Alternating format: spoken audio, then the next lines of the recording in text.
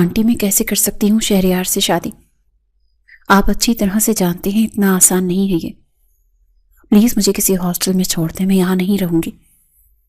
جویریہ نے روتے ہوئے ہاتھ جوڑ کر اپنی ساس سے کہا.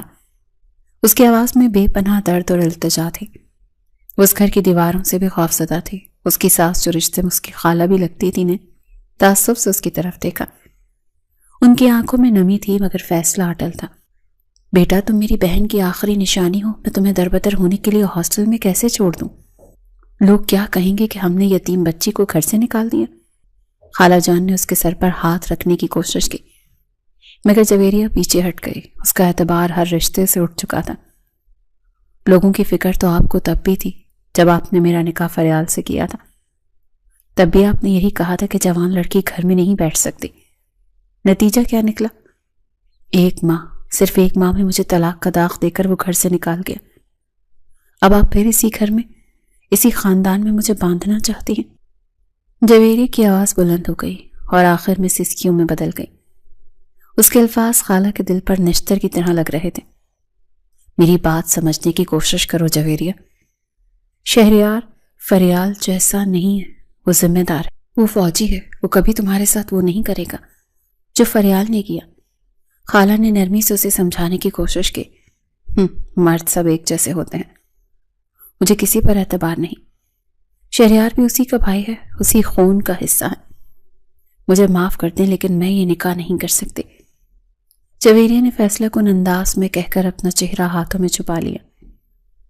کمرے میں دروازے پر کھڑے وجود نے آخری جملہ سن لیا تھا. اس کی مٹھی سختی سے بھینچی گئی. وہ شہریار تھا. شہریار ابھی 2 گھنٹے پہلے ہی 7 ماہ بعد چھٹی پر گھر آیا تھا. اسے آتے ہی خبر ملی تھی کہ اس کے بڑے بھائی نے جویریہ کو طلاق دے کر دوسری شادی کر لی ہے. اس خبر نے اسے ہلا کر رکھ دیا تھا. اس نے فوراً اپنی ماں کے سامنے جویریہ کو اپنانے کی خواہش ظاہر کی تھی تاکہ اس لڑکی کی عزت بچ سکے. لیکن یہاں جویریہ اسے بھی اسی ترازو میں تول رہی تھی. وہ غصے سے کمرے میں داخل ہوا. اس کے فوجی بوٹوں کی آواز کمرے میں گونجی. جویریہ سہم کر پیچھے ہٹی. یہ ڈرامے بند کریں اور جلدی سے تیار ہوں نکاح کے لیے، ورنہ انجام کی ذمہ دار آپ خود ہوں گی. شہریار نے سختی سے جویریہ کا بازو پکڑتے ہوئے اسے دھمکایا. اس کا لہجہ انتہائی سرد اور حتمی تھا. خالہ جان گھبرا کر اٹھ کھڑی ہوئی. شہریار بیٹا آرام سے، وہ ڈری ہوئی ہے. ماں آپ خاموش رہیں. میں دیکھ رہا ہوں کہ آپ کی نرمی کا ناجائز فائدہ اٹھا رہی ہے. اسے لگ رہا ہے ہم اس کے آگے ہاتھ جوڑیں گے. شہریار نے ماں کو روک دیا اور دوبارہ جویریہ کی طرف دیکھا جو درد سے کرا رہی تھی. شہریار کی گرفت اس کے بازو پر لوہے کی طرح سخت تھی. چھوڑے مجھے. آپ کو کوئی حق نہیں پہنچتا مجھ پر زبردستی کرنے کا. میں انسان ہوں، کوئی جانور نہیں جسے آپ جیسے کھونٹے سے چاہیں گے باندھ دیں گے. جویریہ نے روتے ہوئے اپنا بازو چھڑوانے کی کوشش کی. اس کی آنکھوں میں خوف اور نفرت کے سائے لہرا رہے تھے. کیا برائی ہے مجھ میں؟ کیوں تم مجھ سے شادی کرنے کے لیے نہیں چاہتی؟ جب فریال کے لیے کہا گیا تھا تو تم فوراً مان گئی تھی. اب میرے نام پر تمہیں موت کیوں پڑ رہی ہے؟ شہریار کا غصہ 7ویں آسمان پر تھا. اسے اپنی توہین محسوس ہو رہی تھی. وہ یہ نہیں سمجھ پا رہا تھا کہ جویریہ انکار کیوں کر رہی ہے. کیونکہ میرا دل اجازت نہیں دیتا، میں ٹوٹ چکی ہوں. مجھ میں ہمت نہیں ہے دوبارہ اس آگ میں کودنے کی. جویریہ نے چیخ کر جواب دیا. تمہارا دل مانے یا نہ مانے، نکاح شام کو ہی ہوگا اور یہ میرا آخری فیصلہ ہے. شہریار نے اسے جھٹکے سے چھوڑ دیا. جویریہ لڑکھڑا کر بیڈ پر گری. شہریار بنا پیچھے مڑے کمرے سے باہر نکل گیا. جویریہ وہیں بیٹھ کر پھوٹ پھوٹ کر رو دی، جبکہ خالہ جان بے بسی سے اسے دیکھتی رہ گئیں. شام کا وقت تھا. گھر میں خاموشی چھائی ہوئی تھی. مولوی صاحب نکاح پڑھا رہے تھے. جویریہ میکانگی انداز میں ہاں کہہ چکی تھی. اس کا دل مردہ ہو چکا تھا. اس کے لیے یہ سب محض الفاظ تھے. اسے لگ رہا تھا کہ اس کی زندگی کا سودا دوسری بار ہو رہا ہے. نکاح کے بعد اسے شہریار کے کمرے میں پہنچا دیا گیا. یہ وہی کمرہ تھا جہاں وہ بچپن میں شہریار کے ساتھ کھیلا کرتی تھی. لیکن آج یہ کمرہ اسے کسی قید خانے سے کم نہیں لگ رہا تھا. وہ بیٹھ کے کونے میں سمٹی بیٹھی تھی. اس کا پورا وجود کانپ رہا تھا. دروازہ کھلا اور شہریار اندر داخل ہوا. اس نے جویریہ کی طرف دیکھا جو گھٹنوں میں سر دیے بیٹھی تھی. شہریار کا غصہ اب تک ٹھنڈا ہو چکا تھا. اسے اب اپنی زبردستی پر پچھتاوا ہو رہا تھا، لیکن وہ جانتا تھا کہ جویریہ کو سنبھالنے کا اس کے علاوہ کوئی راستہ نہیں ہے۔ وہ آہستگی سے چلتا ہوا بیڈ کے قریب آیا۔ جویریہ، اس نے نرمی سے اسے پکارا۔ جویریہ نے چونک کر سر اٹھایا۔ اس کی آنکھیں سوجی ہوئی تھیں اور چہرہ آنسوؤں سے تر تھا۔ شہریار کو اسے دیکھ کر دھچکا لگا۔ ایسے سوچا بھی نہیں تھا کہ وہ اس قدر ٹوٹی ہوئی ہوگی۔ میں نے کسی کا کیا بگاڑا تھا شہریار؟ کیوں مجھے بار بار آزمائش میں ڈالا جا رہا ہے؟ جویریہ کی آواز بھر آ گئی تھی۔ وہ شکوہ کناہ نظروں سے اسے دیکھ رہی تھی۔ شہریار کو ایسا محسوس ہوا جیسے کسی نے اس کا دل مٹھی میں جکڑ لیا ہو۔ وہ بے اختیار آگے بڑھا۔ وہ اسے دلاسا دینا چاہتا تھا، اسے بتانا چاہتا تھا کہ وہ فریال نہیں ہے، وہ اسے کبھی دکھ نہیں دے گا۔ جیسے ہی شہریار نے اس کا ہاتھ تھامنے کی کوشش کی، جویریہ نے کرنٹ کھا کر اپنا ہاتھ پیچھے کھینچا اور خود کو بیڈ کی دوسری طرف دھکیل دیا۔ مت چھوئے گا مجھے، خبردار، جو آپ میرے قریب آئے۔ جویریہ چیخ اٹھی۔ اس کی آنکھوں میں وحشت تھی۔ اسے شہریار میں فریال کا عکس نظر آ رہا تھا۔ وہ خوف سے تھر تھر کانپ رہی تھی۔ شہریار نے فوراً اپنے ہاتھ روک لیے۔ اس نے خود کو پیچھے ہٹا لیا۔ وہ جویریہ کی حالت دیکھ کر دنگ رہ گیا تھا۔ یہ محض ناراضگی نہیں تھی، یہ خوف تھا، وہ خوف جو اس کے بھائی نے اس لڑکی کے اندر بھرا تھا۔ میں کچھ نہیں کر رہا جویریہ، میں صرف بات کرنا چاہتا ہوں۔ شہریار نے نرمی سے وضاحت کرنے کی کوشش کی۔ مجھے کوئی بات نہیں کرنی، مجھے اکیلا چھوڑ دیں۔ آپ سب ظالم ہیں، آپ سب اپنی مرضی مجھ پر تھوپتے ہیں۔ جویریہ نے گھٹنوں میں سر دیے لیا اور دوبارہ رونے لگی۔ اس کی ہچکیاں بند گئی تھیں۔ شہریار وہیں کھڑا اسے دیکھتا رہا۔ اسے اپنی غلطی کا شدت سے احساس ہوا۔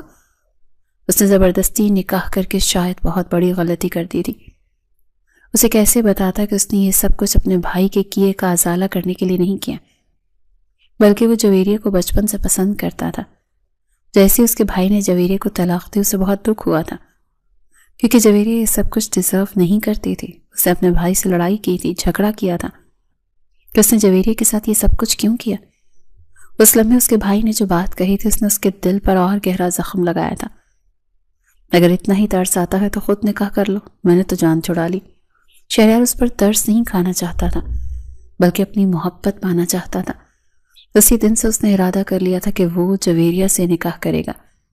جویریہ کی عدت پورے ہونے کے بعد اس نے اپنی ماں سے بات کی تو ماں بھی خوش ہو گئی تھی، اسی لیے وہ واپس لوٹا تھا، مگر اب حالات اس کی سوچ سے مختلف تھے۔ جویریہ اسے شوہر نہیں بلکہ ایک اور حاکم سمجھ رہی تھی۔ شہریار نے ایک گہری سانس لی۔ اس نے اپنا تکیہ اور کمبل اٹھایا۔ تم آرام کرو جویریہ، میں صوفے پر سو جاؤں گا۔ تمہیں مجھ سے ڈرنے کی ضرورت نہیں ہے، میں تمہاری مرضی کے بغیر تمہارے قریب نہیں آؤں گا، شہریار نے دھیمے لہجے میں کہا اور صوفے کی طرف بڑھ گیا۔ جویریہ نے حیرت سے سر اٹھا کر اسے دیکھا۔ اسے تو یقین نہیں آ رہا تھا کہ شہریار اتنی آسانی سے مان گیا ہے۔ فریال ہوتا تو شاید کبھی اس کی بات نہ سنتا۔ کمرے میں خاموشی چھا گئی۔ شہریار صوفے پر لیٹ گیا اور چھت کو گھورنے لگا۔ جویریہ بیڈ پر لیٹی تو تھی، مگر نیند بھی اس کی آنکھوں سے کوسوں دور تھی۔ اسے شہریار کی موجودگی میں عجیب سی الجھن میں مبتلا کر رہی تھی۔ رات کے کسی پہر جویریہ کی دبی دبی سسکیوں کی آواز دوبارہ ابھری۔ شہریار جو ابھی تک جاگ رہا تھا، اس کے دل میں کچھ ٹوٹا۔ کاش میں تمہیں اس لمحے سب کچھ بتا سکتا، تمہیں بتا سکتا کہ میں تم سے کتنی محبت کرتا ہوں۔ کاش تم میری بات سن سکتی اور میرے دل کا حال جان سکتی۔ شہریار نے دل ہی دل میں سوچا۔ وہ ایک دم سے اٹھ بیٹھا۔ جویریہ ابھی تک رو رہی تھی، اب اس سے برداشت نہیں ہو رہا تھا۔ اٹھ کر جویریہ کے قریب جا کر بیٹھ گیا۔ اس لمحے جویریہ نے جب اس کو خود کے قریب دیکھا تو ہڑبڑا کر بولی، میرے قریب آنے کی کوشش مت کرنا۔ شہریار کا دل جیسے مٹھی میں آ گیا۔ وہ جویریہ کو مزید دکھی نہیں کرنا چاہتا تھا، اس وجہ سے وہ خاموشی سے دوبارہ اٹھ کر صوفے پر جا کر لیٹ گیا۔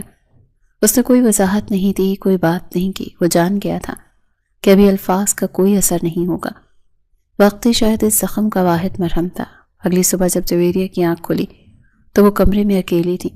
شہریار وہاں موجود نہیں تھا۔ اس نے سکھ کا سانس لیا۔ وہ فریش ہو کر باہر نکلی تو لاؤنج میں خاموشی تھی۔ خالہ جان کچن میں تھی۔ ناشتے کی میز پر شہریار نظر نہیں آیا۔ جویریہ نے خالہ سے پوچھنے کی ہمت نہیں کی۔ دوپہر کے وقت شہریار گھر آیا۔ وہ وردی میں ملبوس تھا، اس کے چہرے پر سنجیدگی تھی۔ وہ سیدھا اپنے کمرے میں گیا اور اپنا بیگ تیار کرنے لگا۔ جویریہ دروازے میں کھڑی اسے دیکھ رہی تھی۔ میں واپس جا رہا ہوں، میری چھٹیاں ختم ہو گئی ہیں۔ شہریار نے اس کی طرف دیکھے بغیر کہا۔ وہ بیگ کی زپ بند کر رہا تھا۔ جویریہ خاموش رہی۔ اسے سمجھ نہیں آیا کہ کیا کہے۔ کیا اسے خوش ہونا چاہیے کہ وہ جا رہا ہے یا پھر اسے کچھ کہنا چاہیے؟ شہریار اس کے قریب آیا۔ اس نے جیب سے ایک لفافہ نکال کر میز پر رکھا۔ یہ تمہارے اخراجات کے لیے، ماں کا خیال رکھنا اور اپنا بھی۔ اس نے ایک نظر جویریہ کے چہرے پر ڈالی۔ وہ کچھ کہنا چاہتا تھا، شاید اپنی محبت کا اظہار کرنا چاہتا تھا، لیکن جویریہ کی آنکھوں میں موجود اجنبیت نے اسے روک دیا۔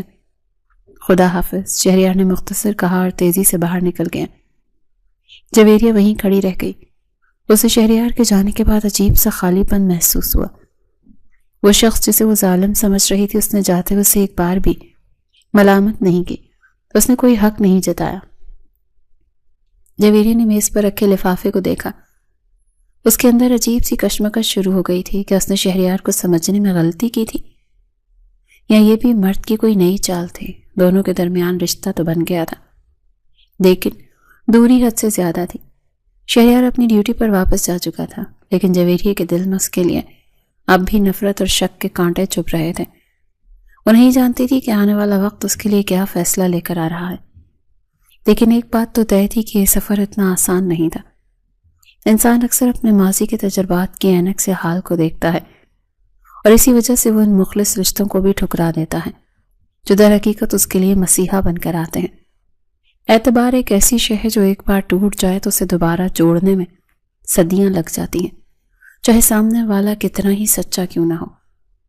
شہریار کے جانے کے بعد گھر میں ایک عجیب سی ویرانی چھا گئی تھی۔ میز پر رکھا ہوا وہ لفافہ جویریہ کو منہ چڑھا رہا تھا۔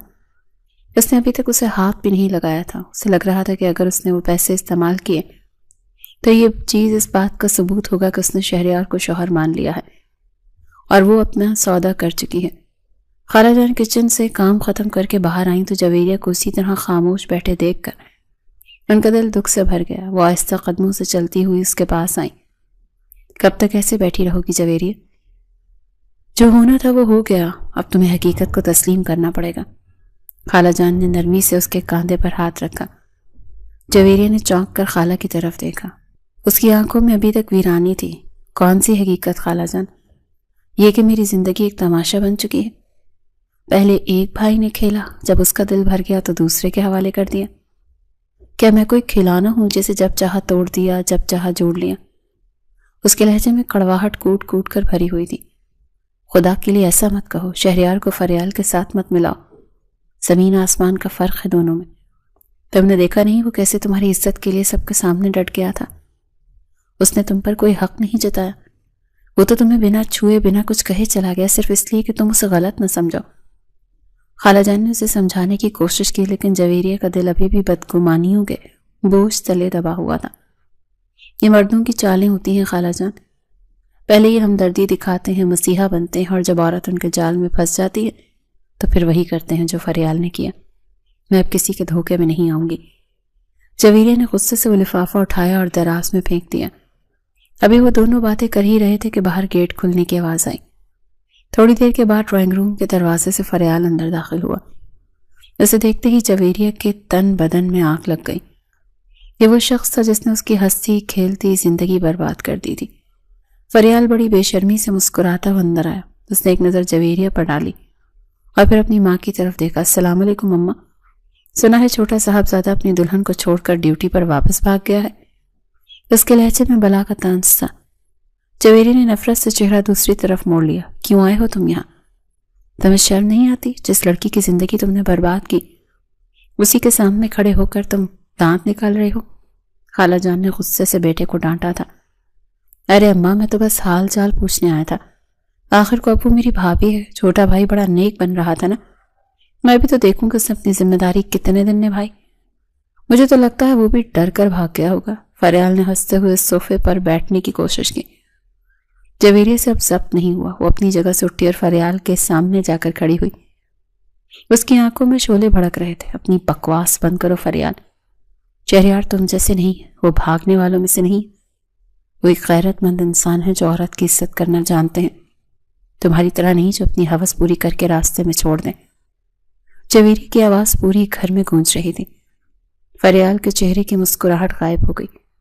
اسے امید نہیں تھی کہ جویریہ یوں اس کا مقابلہ کرے گی۔ اوہو، بڑی طرفداری ہو رہی ہے نئے شوہر کی، لگتا ہے بہت جلدی پرانا غم بھول گئی۔ فریال نے زہریلے لہجے میں کہا۔ ہاں بھول گئی، کیونکہ مجھے پتا چل گیا ہے کہ ہیرا کیا ہوتا ہے اور پتھر کیا ہوتا ہے۔ تم صرف ایک خود غرض انسان ہو جسے اپنے علاوہ کچھ نظر نہیں آتا، اور خبردار جو آج کے بعد اس گھر میں قدم رکھا۔ یہ گھر میرا ہے اور میں نہیں چاہتی کہ تمہارا منحوس سایہ یہاں ہو۔ جویری نے دروازے کی طرف اشارہ کرتے ہوئے چیخ کر کہا۔ فریال نے غصے سے اسے دیکھا اور پھر ماں کی طرف مڑا۔ دیکھ لیں اماں، آپ کی لاڈلی کے تیور کل تک میرے پیروں میں پڑی رہتی تھی اور آج مجھے گھر سے نکال رہی ہے۔ وہ ٹھیک کہہ رہی ہے، نکل جاؤ یہاں سے، تم نے ہمارا جینا حرام کر رکھا ہے۔ خالہ جان نے بھی جویریہ کا ساتھ دیا۔ فریال پیر پٹختا ہوا وہاں سے چلا گیا۔ اس کے جانے کے بعد جویریہ وہیں قالین پر بیٹھ گئی۔ اس کا سانس پھول رہا تھا، اس کی آنکھوں سے آنسو جاری تھے، لیکن آج یہ آنسو کمزوری کے نہیں تھے۔ اسے پہلی بار احساس ہوا تھا کہ اس نے انجانے میں ہی صحیح لیکن شہریار کا دفاع کیا تھا۔ اس نے فریال کے سامنے شہریار کی عزت رکھی تھی۔ خالہ جان نے اسے پانی کا گلاس پیش کیا۔ دیکھا تم نے، تمہارا دل بھی جانتا ہے کہ شہریار بہتر ہے، تم ماننا نہیں چاہتی کہ وہ الگ ہے۔ جویریہ نے پانی پیا اور خاموشی سے اپنے کمرے میں چلی گئی۔ اس رات اسے نیند نہیں آئی۔ فریال کی باتیں اور شہریار کا خاموش رویہ اس کے دماغ میں جنگ کر رہے تھے۔ کچھ دن اسی طرح سے گزر گئے۔ شہریار کا کوئی فون نہیں آیا تھا۔ جویریہ ہر وقت فون کی گھنٹی بجنے کا انتظار کرتی رہتی تھی، حالانکہ وہ خود کو یہی کہتی تھی کہ اسے کوئی فرق نہیں پڑتا۔ ایک رات دیر گئے لینڈ لائن فون کی گھنٹی بجی۔ خالہ جان اپنے کمرے میں سو رہی تھی۔ جویریہ لاؤنج میں بیٹھی کتاب پڑھنے کی کوشش کر رہی تھی۔ گھنٹی کی آواز سن کر اس کا دل زور سے دھڑکا۔ اس وقت کون ہو سکتا ہے؟ اس نے لرزتے ہاتھوں سے ریسیور اٹھایا۔ ہیلو۔ دوسری طرف چند لمحے خاموشی رہی، پھر ایک بھاری اور شناسا آواز آئی۔ السلام علیکم۔ یہ شہریار تھا۔ جویریہ کا سانس حلق میں اٹک گیا۔ اس نے بمشکل جواب دیا۔ وعلیکم السلام۔ ماں کیسی؟ سو گئیں کیا وہ؟ شہریار نے پوچھا۔ اس کے لہجے میں وہ سنجیدگی تھی مگر ایک عجیب سا ٹھہراؤ بھی تھا۔ جی وہ سو گئی ہیں، میں انہیں جگا دیتی ہوں۔ جویریہ نے ریسیور رکھنے کی کوشش کی۔ نہیں، رہنے دو، انہیں آرام کرنے دو، میں کل دوبارہ کال کر لوں گا، شہریار نے جلدی سے کہا۔ دونوں طرف پھر سے خاموشی چھا گئی۔ جویریہ کے پاس کہنے کو کچھ نہیں تھا اور شہریار شاید کچھ کہنا چاہتا تھا مگر الفاظ ڈھونڈ رہا تھا۔ تم کیسی ہو؟ آخر کار شہریار نے پوچھ ہی لیا۔ ٹھیک ہوں، جویریہ نے مختصر جواب دیا۔ کسی چیز کی ضرورت تو نہیں ہے؟ وہ پیسے جو میں رکھ کر گیا تھا۔ مجھے کسی چیز کی ضرورت نہیں اور وہ پیسے ویسے ہی رکھے ہیں، مجھے آپ کی خیرات نہیں چاہیے، جویریہ نے کاٹدار لہجے میں کہا۔ اپنی ہی بات پر اسے بعد میں افسوس بھی ہوا کہ وہ کیوں اتنی تلخ ہو رہی ہے۔ شہریار کی طرف سے گہری سانس لینے کی آواز آئی۔ وہ خیرات نہیں تھی، میرا فرض تھا۔ خیر اگر تمہیں برا لگا تو معذرت، اپنا خیال رکھنا۔ اس سے پہلے کہ جویریہ کچھ اور کہتی شہریار نے فون بند کر دیا۔ جویریہ ہاتھ میں ریسیور پکڑے کھڑی رہی، اس کی آنکھوں میں نمی تیرنے لگی۔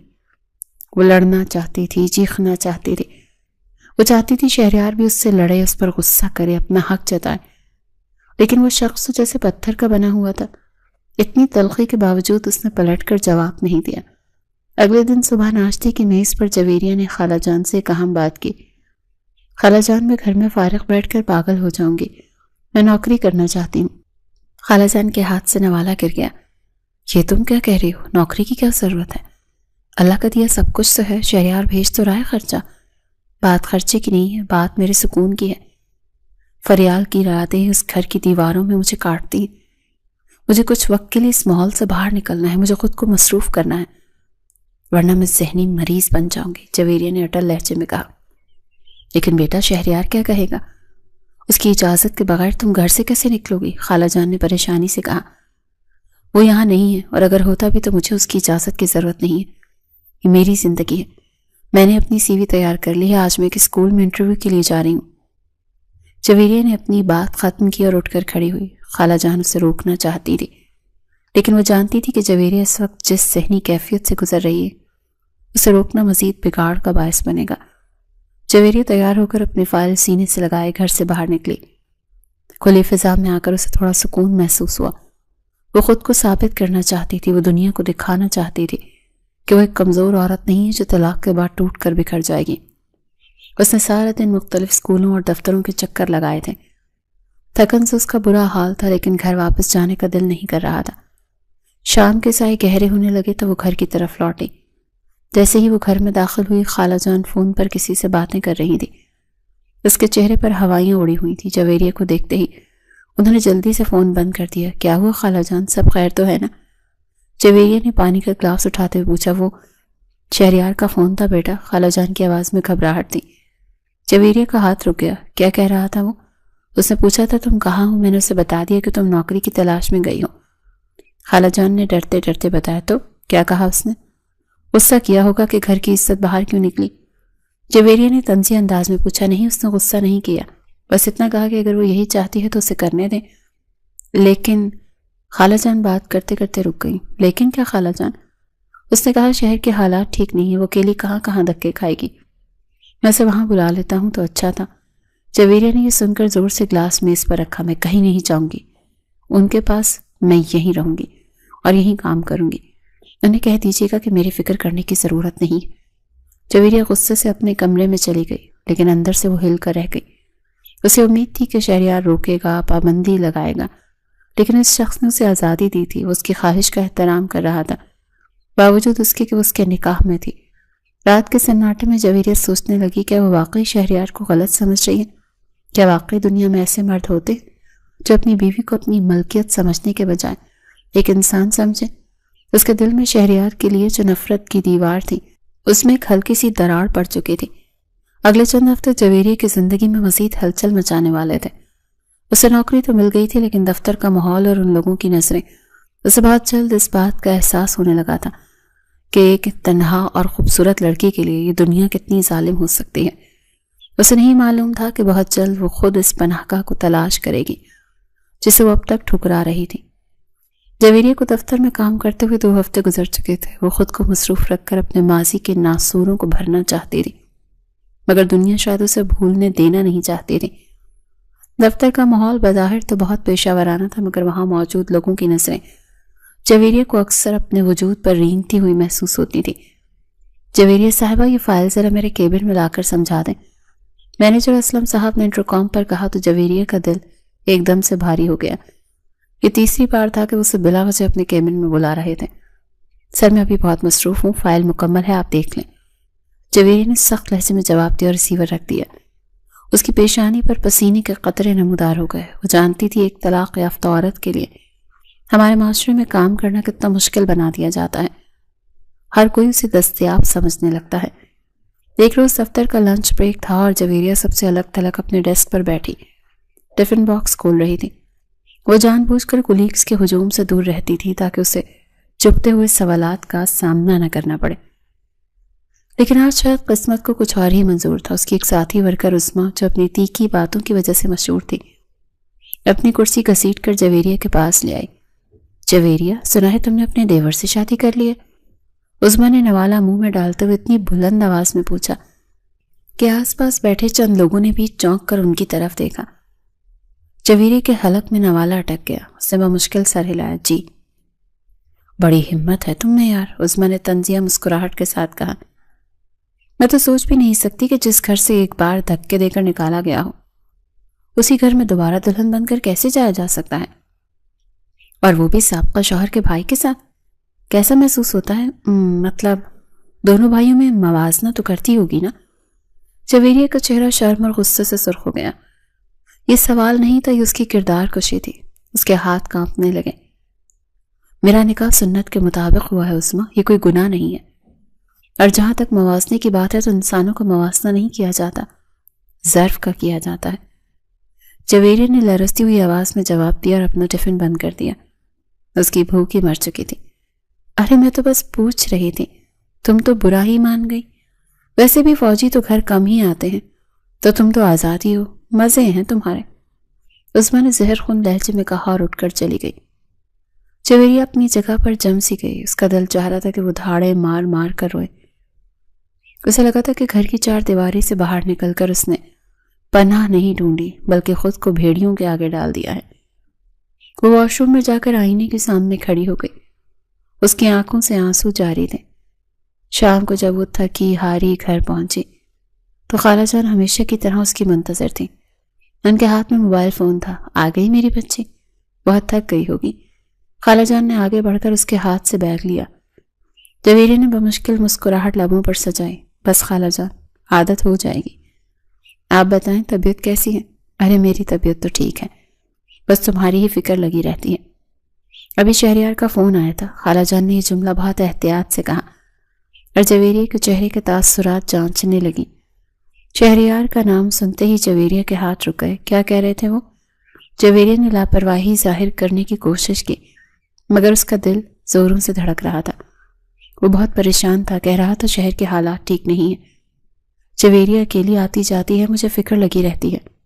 تم اسے کہو کہ وہ کام چھوڑ دے، میں یہاں سب سنبھال رہا ہوں۔ خالہ جان نے شہریار کا پیغام پہنچایا۔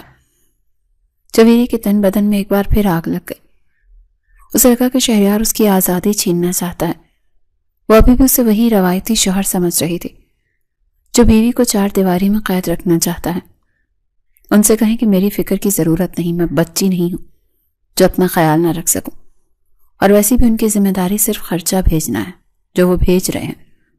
میری زندگی کے فیصلے کرنے کا حق میں نے انہیں نہیں دیا۔ جویریہ نے تلخی سے کہا اور اپنے کمرے کی طرف بڑھ گئی۔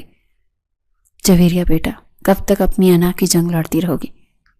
وہ تمہارا شوہر ہے، اسے فکر کرنے کا حق ہے۔ فریال کے گناہوں کی سزا تم شہریار کو کیوں دے رہی ہو؟ خالہ جان، پیچھے سے آواز دی، مگر جویریہ نے انسنی کر دی اور کمرے میں جا کر دروازہ بند کر لیا۔ وہ بستر پر گری تو اس کی آنکھوں سے آنسو جاری ہو گئے۔ وہ تھک چکی تھی۔ دفتر میں اسلم صاحب کی گندی نظریں اور گھر میں یہ تنہائی، وہ کس کس سے لڑتی۔ اس کے ذہن کے پردے پر وہ رات لہرائی جب شہریار اس کے کمرے میں آیا تھا۔ وہ چاہتا تو زبردستی کر سکتا تھا، اپنا حق جتا سکتا تھا، مگر اس نے اس کی رضا کے بغیر اسے ہاتھ تک نہیں لگایا۔ کیا وہ واقعی مختلف تھا؟ اس نے خود سے سوال کیا۔ اگر وہ برا ہوتا تو مجھے نوکری کرنے کی اجازت کبھی نہ دیتا۔ اس نے مجھے روکا نہیں، بس میری فکر کی۔ کیا فکر کرنا جرم ہے؟ اگلے چند دن جویریہ کے لیے مزید آزمائش بن کر آئے۔ دفتر میں اسلم صاحب نے اسے تنگ کرنے کا کوئی موقع ہاتھ سے جانے نہیں دیا۔ وہ اکثر اسے دیر تک رکنے کا کہتا تھا۔ جویریہ ہر بار کوئی نہ کوئی بہانہ بنا کر نکل آتی تھی۔ ایک شام موسلادھار بارش ہو رہی تھی۔ دفتر سے چھٹی ہوئی تو سب لوگ جا چکے تھے۔ جویریہ کو نکلتے نکلتے دیر ہو گئی۔ باہر سڑک پر پانی کھڑا تھا اور سواری ملنا ناممکن لگ رہا تھا۔ وہ برآمدے میں کھڑی پریشانی سے ادھر ادھر دیکھ رہی تھی کہ اسلم صاحب کی گاڑی اس کے قریب آ کر رکی۔ آئیے جویریہ جی، میں آپ کو ڈراپ کر دیتا ہوں۔ موسم بہت خراب ہے، انہوں نے شیشہ نیچے کرتے ہوئے مسکرا کر کہا۔ ان کی مسکراہٹ میں چھپی خباثت جویریہ کو صاف نظر آ رہی تھی۔ شکریہ سر، میں رکشہ لے لوں گی۔ جویریہ نے دو ٹوک انکار کیا۔ ارے بھائی، اس بارش میں کہاں رکشہ ملے گا؟ ضد مت کریں، ویسے بھی اب تو آپ کے سر پر کوئی وارث نہیں ہے جو پوچھے گا۔ آ جائیں۔ اسلم صاحب کا جملہ جویریہ کے دل پر ہتھوڑے کی طرح لگا تھا۔ وارث نہیں، یہ جملہ اس کی روح کو گھائل کر گیا تھا۔ میرا وارث میرا خدا ہے اور میرا شوہر موجود ہے، آپ اپنی حد میں رہیں تو بہتر ہوگا۔ جویریہ نے اتنے زور سے چیخ کر کہا کہ اسلم صاحب ہڑبڑا گئے۔ انہوں نے ناگواری سے شیشہ چڑھایا اور گاڑی بھگا کر لے گئے۔ جویریہ وہیں کھڑی کانپتی رہی، سردی سے نہیں بلکہ خوف اور بے بسی سے۔ بارش کا پانی اس کے چہرے پر گر رہا تھا، اس کی آنسوؤں میں مل رہا تھا۔ اسی لمحے اسے شدت سے شہریار کی یاد آئی۔ وہ شخص جو فوج میں ہے، جو ملک کی حفاظت کرتا ہے، آج اس کی بیوی سڑک پر کھڑی ایک معمولی آدمی کی بدنیتی کا شکار نشانہ نہ بن جائے، اور وہ کچھ نہیں کر پا رہی تھی۔ وہ بھیگتی ہوئی مین روڈ تک آئی اور بڑی مشکل سے ایک رکشہ لے کر گھر پہنچی۔ گھر پہنچی تو وہ بری طرح سے بھیگ چکی تھی۔ خالہ جان اسے دیکھ کر پریشان ہو گئی۔ یہ کیا حالت بنا لی ہے تم نے؟ میں نے کہا تھا نا کہ مت کرو یہ نوکری، دیکھو کیا حشر ہو گیا ہے۔ خالہ جان تولیہ لے کر دوڑی۔ جویریہ خاموشی سے کھڑی رہی۔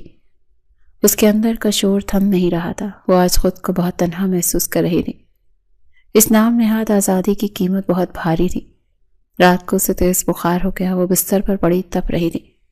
خالہ جان ساری رات اس کے سرہانے بیٹھی پٹیاں کرتی رہی۔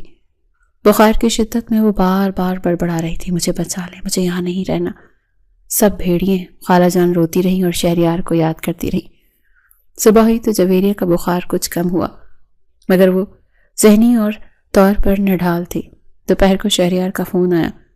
خالہ جان نے فون اٹھایا تو وہ رو پڑی۔ شہریار بیٹا تم اسے بلا لو اپنے پاس، یہاں اس کی حالت خراب ہو رہی ہے، یہ ضدی لڑکی خود کو مار دے گی مگر میری بات نہیں مانے گی۔ کل بارش میں بھیگتی ہوئی آئی ہے اور اب بخار میں تپ رہی ہے۔ خالہ جان نے سارا احوال کہہ سنایا۔ دوسری طرف شہریار خاموشی سے سنتا رہا۔ اس کی مٹھی فون پر سخت ہو گئی۔ ماں آپ فون جویریہ کو دیں۔ شہریار کی آواز میں ایک عجیب سا حکم تھا۔ خالہ جان فون لے کر جویریہ کے کمرے میں آئی۔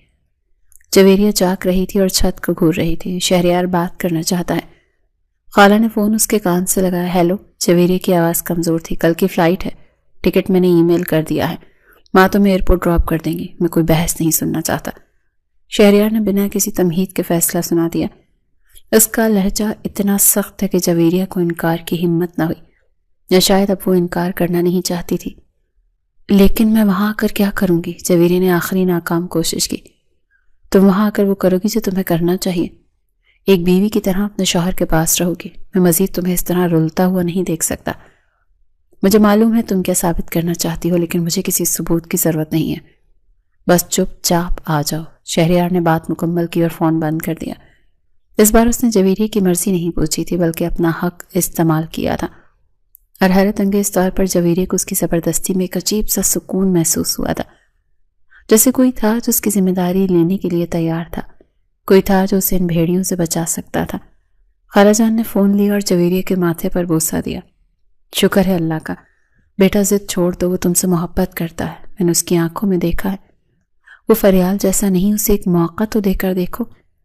جویریہ نے آنکھیں بند کر لیں۔ اسلم صاحب کا چہرہ، بارش والی شام اور پھر شہریار کا مضبوط لہجہ، اسے فیصلہ کرنے میں دیر نہیں لگی تھی۔ اس نے اپنی انا کو شکست دے دی تھی۔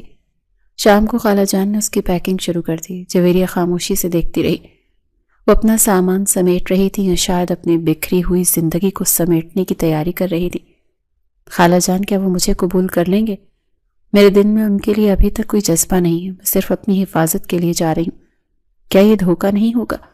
جویریہ نے پیکنگ کے دوران خالہ سے پوچھا، بیٹا محبت ساتھ رہنے سے ہوتی ہے، نکاح میں اللہ نے بڑی برکت رکھی ہے، جب تم اس کے خلوص کو دیکھو گی تو تمہارا دل خود گواہی دے گا۔ تم بس صاف دل کے ساتھ جاؤ، ماضی کو یہیں چھوڑ جاؤ، اس گھر میں، ان دیواروں میں جہاں تم نے دکھ سہے، وہاں جا کر ایک نئی زندگی شروع کرو۔ خالہ جان نے بہت پیار سے اسے سمجھایا۔ اگلی صبح وہ تیار تھی۔ گھر چھوڑتے اسے عجیب سا احساس ہوا، یہ وہ گھر تھا جہاں وہ دلہن بن کر آئی تھی، جہاں وہ ٹوٹی ہوئی تھی، جہاں اسے طلاق کا داغ ملا تھا اور پھر یہی اس کا دوبارہ نکاح ہوا تھا۔ آج وہ اس گھر کو ہمیشہ کے لیے چھوڑ رہی تھی۔ فریال کا خیال آتے ہی اس کے ماتھے پر شکن آئی، لیکن پھر اس نے سر جھٹک دیا۔ فریال اب اس کا ماضی تھا، ایک برا خواب، اور شہریار اس کا مستقبل تھا، ایک بند کتاب کی طرح جسے پڑھنا بھی باقی تھا۔ ٹیکسی میں بیٹھتے وقت اس نے آخری بار اپنے مائکے کی گلیوں کو دیکھا۔ وہ انجانے خوف اور انجانی امید کے سنگم پر کھڑی تھی۔ کیا شہریار واقعی ویسا ہی ہوگا جیسا خالہ جان کہتی ہیں، یا وہاں اس کا مقدر تنہائی ہی ہوگا؟ ایئرپورٹ کے راستے میں خالہ جان مسلسل اسے نصیحتیں کرتی رہی۔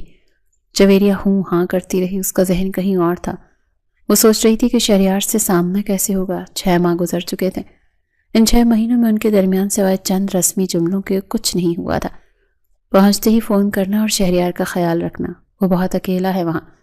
ایئرپورٹ کے گیٹ پر خالہ جان نے اسے گلے لگاتے ہوئے کہا۔ ان کی آنکھوں میں آنسو تھے۔ میں کوشش کروں گی خالہ جان۔ جویریہ نے وعدہ نہیں کیا۔ وہ نہیں جانتی تھی کہ وہ یہ وعدہ پورا کر پائے گی یا نہیں۔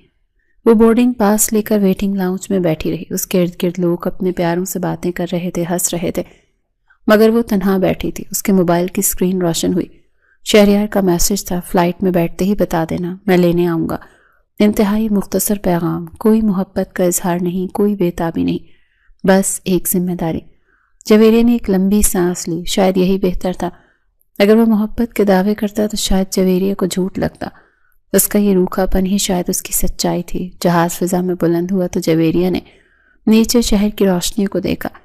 وہ اپنی تمام تلخیوں، تمام خوف اور تمام شکوک کو پیچھے چھوڑ کر جا رہی تھی۔ بادلوں کے اوپر سفر کرتے اسے لگا شاید اس کی زندگی کا موسم بھی بدلنے والا ہے۔ منزل قریب آ رہی تھی، دل کی دھڑکنیں تیز ہو رہی تھیں۔ وہ ایک اجنبی دیس میں ایک ایسے شخص کے پاس جا رہی تھی جو کاغذوں میں تو اس کا شوہر تھا مگر حقیقت میں ایک اجنبی تھا۔ لیکن اس اجنبی نے اس وقت ہاتھ بڑھایا تھا جب سب نے ہاتھ کھینچ لیے تھے۔ جہاز کے پہیے زمین سے ٹکرائے تو جویریہ نے آنکھیں کھولیں۔ سفر تمام ہوا، اب امتحان شروع ہونے والا تھا۔ وہ اپنی سیٹ بیلٹ کھولتے ہوئے خود کو تیار کر رہی تھی۔ اے اللہ، میرے نصیب اچھے کرنا، مجھے رسوا نہ کرنا۔ اس نے دل ہی دل میں دعا مانگی اور اپنا ہینڈ بیگ کاندھے پر ڈال کر باہر نکلنے لگی۔ وہ نہیں جانتی تھی کہ باہر نکلتے ہی اس کی زندگی کا سب سے خوبصورت باب اس کا منتظر ہے۔ وہ جس استقبال کی توقع کر رہی تھی، حقیقت اس سے کہیں زیادہ مختلف اور حسین ہونے والی تھی۔ وہ جب لاؤنج میں پہنچی تو اس کی نظریں ادھر ادھر بھٹکنے لگیں۔ اچانک اس کی نظر ایک ستون کے پاس کھڑے شخص پر پڑی۔ وہ شہریار تھا، سیاہ رنگ کے شلوار قمیص میں ملبوس، کاندھے پر چادر ڈالے۔ وہ ہجوم میں بھی سب سے الگ لگ رہا تھا۔ جیسے ہی شہریار کی نظر جویریہ پر پڑی، اس کے چہرے پر ایک اطمینان آ گیا۔ وہ تیز قدموں سے اس کی طرف بڑھا۔ السلام علیکم۔ شہریار کی آواز میں وہ دبا ہوا جذبہ تھا جسے وہ چھپانے کی کوشش کر رہا تھا۔ وعلیکم السلام۔ سفر کیسا رہا؟ کوئی تکلیف تو نہیں ہوئی؟ نہیں، ٹھیک تھا۔ چلو، گاڑی باہر کھڑی ہے۔ شہریار آگے بڑھا اور جویریہ اس کے پیچھے چل پڑی۔ ایئرپورٹ سے باہر نکلتے ہی ٹھنڈی ہوا کے جھونکوں نے اس کا استقبال کیا۔ یہ کوئٹہ کی ہوائیں تھیں۔ گاڑی میں بیٹھتے ہوئے جویریہ نے سوچا کہ اب واپسی کا کوئی راستہ نہیں ہے۔ اس نے اپنی کشتی جلا دی تھی۔ شہریار نے گاڑی کا ہیٹر آن کر دیا۔ ٹھنڈ زیادہ ہے، تم نے گرم کپڑے کم پہنے۔ شہریار نے اپنی چادر اتاری اور جویریہ کی طرف بڑھا دی۔ یہ اوڑھ لو، ابھی گھر پہنچنے میں وقت لگے گا۔ جویریہ نے ہچکچاتے ہوئے چادر لے لی۔ چادر سے شہریار کی خوشبو آ رہی تھی۔ اس نے چادر اپنے ارد گرد لپیٹ لی اور ایک عجیب سے تحفظ کا احساس نے اسے گھیر لیا تھا۔ شاید خالہ جان ٹھیک کہتی تھی، وہ اس کا محافظ تھا۔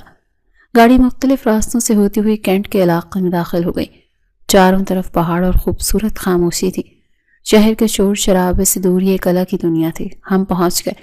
شہریار نے خوبصورت سے گھر کے سامنے گاڑی روکی۔ گیٹ پر فوجی سنتری نے سلوٹ کیا۔ جویری نے گھر کو دیکھا۔ یہ چھوٹا سا مگر انتہائی نفاست سے بنا ہوا گھر تھا۔ کیا یہ اس کا نیا گھر تھا؟ کہ یہاں وہ خوش رہ پائے گی؟ شہریار نے دروازہ کھولا۔ خوش آمدید جویریہ، اس نے مسکرا کر کہا۔ کیا یہ اس کا نیا گھر تھا؟ کہ یہاں وہ خوش رہ پائے گی؟ یہ وہ لمحہ تھا جہاں جویریہ کو فیصلہ کرنا تھا کہ اس سے اس مسکراہٹ کا جواب دینا ہی اپنی نفرت برقرار رکھتی ہے۔ لیکن اس وقت اس اجنبی شہر میں شہریار ہی اس کا واحد سہارا تھا۔ جویریہ گاڑی سے اتری اور شہریار کے ساتھ گھر کے اندر داخل ہوئی۔ ایک نئی داستان رقم ہونے کو تھی، محبت اور اعتبار کی داستان جو بھی شروع ہونی تھی۔ گاڑی گھر کے پورچ میں رک چکی تھی۔ باہر کوئٹہ کی یخبستہ ہوا چل رہی تھی، مگر گاڑی کے اندر ہیٹر کی وجہ سے حبس زدہ خاموشی تھی۔ جویریہ کا دل زور زور سے دھڑک رہا تھا۔ یہ وہ لمحہ تھا جس سے وہ گزشتہ 6 ماہ سے بھاگ رہی تھی۔ شہریار نے گاڑی بند کی اور اس کی طرف دیکھا۔ چلو اندر چلتے ہیں، اس نے نرمی سے کہا اور خود گاڑی سے اتر گیا۔ وہ دوسری طرف آیا اور جویریہ کے لیے دروازہ کھولا۔ جویریہ نے لرزتے پیروں کے ساتھ زمین پر قدم رکھا۔ سرد ہوا کے جھونکوں نے اسے اپنی لپیٹ میں لے لیا تھا۔ اس نے بے اختیار شہریار کی دی ہوئی چادر کو اپنے گرد مزید کس لیا۔ شہریار نے آگے بڑھ کر گھر کا مرکزی دروازہ کھولا۔ جویریہ اس کے پیچھے پیچھے چلتی ہوئی اندر داخل ہوئی۔ جیسے ہی وہ لاؤنج سے گزر کر کمرے کی دہلیز پر پہنچی تو اس کے قدم وہیں جم گئے۔ یہ دیکھ کر ہکا بکا رہ گئی کہ اس کے سامنے ایک سجا سجایا خواب گاہ تھا۔ کمرے میں گلاب کے تازہ پھولوں کی مہک رچی بسی تھی۔ بیڈ پر خوبصورت سرخ رنگ کی چادر بچھی تھی اور کمرے کے ہر کونے میں موم بتیاں اور دھیمی لائٹس چل رہی تھی۔ یہ کسی عام فوجی کوارٹر کا کمرہ نہیں لگ رہا تھا، بلکہ کسی نئی نویلی دلہن کا خواب قدہ معلوم ہو رہا تھا۔ استقبال کے لیے کیا گیا یہ اہتمام اتنا نفیس اور خوبصورت تھا کہ جویریہ کی سانس حلق میں اٹک گئی تھی۔ وہ تو سمجھ رہی تھی کہ وہ ایک ویران اور روکھے پیکے گھر میں جا رہی ہے جہاں ایک سخت گیر فوجی اس کا منتظر ہوگا، مگر یہاں تو منظر ہی کچھ اور تھا۔ جویریہ نے ایک لمحے کے لیے شہریار کو دیکھا۔ وہ دروازے کے ساتھ ٹیک لگائے کھڑا اسے ہی دیکھ رہا تھا۔ اس کے چہرے پر ہلکی سی مسکراہٹ تھی۔ یہ مسکراہٹ کسی فاتح کی نہیں تھی، بلکہ یہ مسکراہٹ کسی اپنے کو پا لینے کی تھی۔ اس کی آنکھوں میں ایک ایسا سکون تھا جو جویریہ نے پہلے کبھی نہیں دیکھا تھا۔ یہ سب آپ نے کیا؟ جویریہ نے بمشکل پوچھا۔ ہاں، مجھے لگا تھا کہ شاید تمہیں پسند آئے۔ میں چاہتا تھا کہ جب تم یہاں آؤ تو تمہیں اجنبیت محسوس نہ ہو، شہریار نے آہستہ سے جواب دیا۔ جویریہ خاموش ہو گئی۔ اس کے پاس کہنے کو الفاظ نہیں تھے۔ اس نے آہستہ سے قدم بڑھائے اور کمرے کے وسط میں آ کر کھڑی ہو گئی۔ پھولوں کی خوشبو نے اس کے اعصاب کو تھوڑا سا پرسکون کیا، مگر دل میں ابھی بھی دھڑکا لگا ہوا تھا۔ تم فریش ہو جاؤ، میں کھانا لگواتا ہوں، سفر سے تھک گئی ہوگی۔ شہریار نے اس کی خاموشی کو محسوس کرتے ہوئے اسے وقت دینا ہی مناسب سمجھا۔ وہ کمرے سے باہر نکل گیا اور جویریہ کو وہاں اکیلا چھوڑ دیا۔ جویری نے اپنے بیگ سے کپڑے نکالے، اس کے ہاتھ کانپ رہے تھے۔ یہ رات اس کی زندگی کی سب سے بھاری رات تھی۔ اسے ڈر تھا کہ کہیں تاریخ خود کو نہ دہرائے، کہیں شہریار کا یہ نرم رویہ بھی فریال کی طرح صرف ایک دھوکہ نہ ہو۔ وقت سرکتا رہا۔ کھانا کھانے کے بعد شہریار نے اسے کچھ نہیں کہا۔ وہ خود دوسرے کمرے میں چلا گیا تھا، شاید اسے سپیس دے رہا تھا۔ رات گہری ہو چکی تھی، باہر سناٹا تھا اور کبھی کبھی دور سے کتوں کے بھونکنے کی آوازیں آ رہی تھیں۔ کمرے میں ہلکی ہلکی روشنی چل رہی تھی۔ جویریہ بستر کے کونے میں سمٹی بیٹھی تھی۔ اس نے گھٹنوں میں سر دیا ہوا تھا، یہاں اسے بہت ڈر محسوس ہو رہا تھا۔ ہراہٹ پر اس کا دل اچھل کر حلق میں آ جاتا تھا۔ اچانک دروازہ کھلنے کی آواز آئی۔ جویریہ نے چونک کر سر اٹھایا۔ شہریار کمرے میں داخل ہوا۔ وہ وردی اتار چکا تھا اور اب سفید شلوار قمیص میں ملبوس تھا، مگر اس کی آنکھوں میں وہی فوجی سنجیدگی تھی جو اس شخصیت کا حصہ تھی۔ اس نے جویریہ کو دیکھا جو ابھی تک جاگ رہی تھی۔ ابھی تک سوئی نہیں ہوں؟ شہریار نے اس سے پوچھا۔ اس کی آواز میں تشویش تھی۔ جویریہ نے نظریں جھکا لی۔ وہ بالکل خاموش تھی۔ اسے آئے کئی گھنٹے گزر چکے تھے، لیکن دونوں کے درمیان ابھی تک کوئی ڈھنگ کی بات نہیں ہوئی تھی۔ خاموشی کا یہ پہاڑ دونوں کے درمیان حائل تھا۔ شہریار چند لمحے خاموش کھڑا اسے دیکھتا رہا، پھر اس نے گہری سانس لی اور چلتا ہوا بستر کے قریب آیا۔ وہ بستر کے دوسرے کنارے پر بیٹھ گیا۔ جویریہ نے غیر محسوس طریقے سے خود کو مزید سکیڑ لیا۔ شہریار نے اس کے اس عمل کو نوٹ کیا اور اس کے چہرے پر تکلیف کے سائے لہرا گئے۔ جویریہ، کب تک ہم دونوں کے درمیان یہ فاصلہ رہے گا؟ میں بہت ٹوٹ چکا ہوں۔ شہریار کی آواز میں اتنی تھکن تھی کہ جویریہ کا دل دہل گیا۔ یہ وہ لمحہ نہیں تھا جس کی وہ توقع کر رہی تھی۔ وہ تو سمجھ رہی تھی کہ وہ غصہ کرے گا یا اپنا حق جتائے گا۔ جویریہ اس کی یہ بات سن کر سیدھی ہو کر بیٹھ گئی۔ اس کا ضبط جواب دے رہا تھا۔ اور کیا چاہتے ہیں آپ مجھ سے؟ میں تھک چکی ہوں شہریار، یہاں آ کر بھی مجھے سکون نہیں۔ دونوں بھائیوں نے مل کر میرا تماشا بنا دیا ہے۔ ایک نے مجھے استعمال کر کے پھینک دیا اور دوسرے نے ترس کھا کر مجھے اٹھا لیا۔ پلیز مجھے بخش دیں۔ اس کے الفاظ میں زہر گھلا ہوا تھا۔ وہ اپنے اندر کا سارا غبار نکال دینا چاہتی تھی۔ شہریار نے تڑپ کر اس کی طرف دیکھا۔ جویریہ، اس بات کو بھول جاؤ۔ خدا کے لیے فریال کو ہمارے درمیان مت لاؤ۔ جو کچھ اس نے کیا اس میں میرا کوئی قصور نہیں ہے۔ میں فریال نہیں ہوں، میں شہریار ہوں۔ مجھے اس کی نظر سے مت دیکھو۔ جویریہ نے پہلی بار چونک کر اس کی طرف دیکھا۔ لیمپ کی مدھم روشنی میں اس کا چہرہ دمک رہا تھا۔ یہ وہی شخص تھا جس سے وہ نفرت کرتی تھی، کیونکہ وہ اس کے سابقہ شوہر کا بھائی تھا، مگر آج اس کی آواز میں ایک عجیب سا سکون اور سچائی تھی۔ اس کی آنکھوں میں ہوس نہیں تھی بلکہ ایک التجا تھی۔ تمہارے بھائی کا تو قصور ہے، اسی خون کا اثر تم میں بھی ہوگا۔ کیسے یقین کر لوں میں؟ اب کی بار پھر سے اس نے سسکیوں سے رونے لگی تھی۔ اس کی آنسو اس کی گالوں پر بہہ رہے تھے۔ شہریار سے اب مزید دوری برداشت نہیں ہوئی۔ وہ بستر پر آگے بڑھا اور اس کے بالکل قریب آ کر بیٹھ گیا۔ جویریہ پیچھے ہٹنا چاہتی تھی، مگر بستر کا کنارہ آ چکا تھا۔ میں ان دوریوں کو ختم کرنا چاہتا ہوں جویریہ۔ میں نے کوئی احسان نہیں کیا تم پر نکاح کر کے۔ میں تم سے محبت کرتا ہوں، آج سے نہیں، بچپن سے۔ شہریار کے منہ سے نکلنے والے ان الفاظ نے جویریہ کو ساکت کر دیا۔ کمرے میں ایک لمحے کے لیے مکمل سناٹا چھا گیا۔ صرف گھڑی کی ٹک ٹک سنائی دے رہی تھی۔ میں تم سے صرف یہی ایک بات بتانا چاہتا ہوں، وہ بات جو تم سننا ہی نہیں چاہتی۔ میں نے تمہیں ترس کھا کر نہیں اپنایا، بلکہ میں نے اپنی محبت کو حاصل کیا ہے۔ شہریار نے جھکی ہوئی نظروں کے ساتھ اعتراف کیا۔ اس لمحے جویریہ کا دل عجیب طریقے سے دھڑکا تھا۔ ماضی کا ایک دریچہ اس کے ذہن میں کھلا۔ وہ بھی تو شہریار کو بچپن سے پسند کرتی تھی۔ جب وہ چھت پر پتنگ اڑاتا تھا وہ چھپ چھپ کر اسے دیکھا کرتی تھی، لیکن پھر خالہ جان نے اچانک فریال کا رشتہ بھیج دیا تھا۔ وہ سمجھی تھی کہ شاید شہریار کو اس میں کوئی دلچسپی نہیں ہے، اسی لیے اس نے خاموشی سے فریال سے شادی کر لی تھی۔ لیکن شہریار تب کہاں تھے؟ تب کیوں نہ اپنی محبت آ کر جتائی؟ کیوں مجھے اس آنکھ میں جھونک دیا؟ اس نے ایک دفعہ شہریار کی طرف دیکھ کر شکوہ کیا۔ اس کی آنکھوں میں سوال ہی سوال تھے۔ شہریار نے ہمت کر کے اس کا ہاتھ تھام لیا۔ اس کا ہاتھ گرم اور مضبوط تھا۔ کاش اس وقت ماں مجھے بتا دیتی جب خالہ کی وفات ہوئی تھی کہ وہ تمہارا نکاح میرے بڑے بھائی سے کرنا چاہتی ہیں۔ میں اس وقت محاذ پر تھا، مجھے خبر ہی نہیں ہوئی کہ پیچھے کیا فیصلے ہو رہے ہیں۔